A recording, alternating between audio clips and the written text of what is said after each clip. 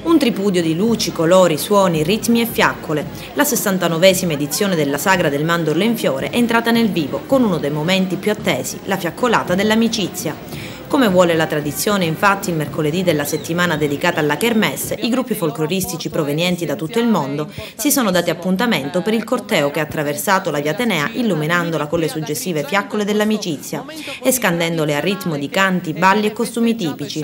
Ad attendere il passaggio dei gruppi non solo gli agrigentini, ma anche tanta gente venuta da fuori per assistere ad una manifestazione davvero unica nel suo genere, che in un mix di storia, cultura, tradizione e folklore, come ogni anno, trasforma Agrigento nella capitale mondiale del folklore. Momenti dunque di puro spettacolo, cultura e tradizione, quelli che i gruppi hanno regalato alla gente presente, prima di proseguire come da tradizione fino alla zona dello Stadio Esseneto. E la nostra emittente, come di consueto, ha seguito la manifestazione in diretta, che è stata anche trasmessa in streaming live in tutto il mondo sul nostro sito www.televideoagrigento.tv.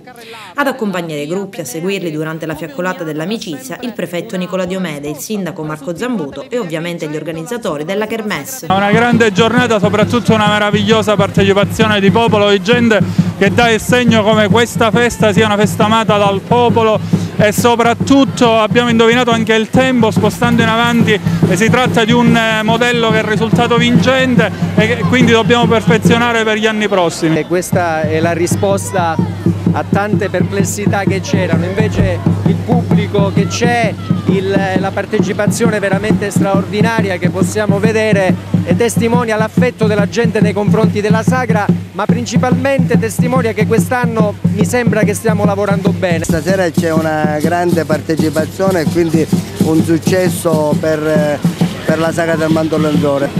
Ha già un preferito? Ha avuto modo di vedere gruppi oppure non si può sbilanciare? No, devo dire che sono tutti belli e quindi ancora dobbiamo decidere, o meglio la giuria deve decidere chi vincerà, anche se sono tutti bravi.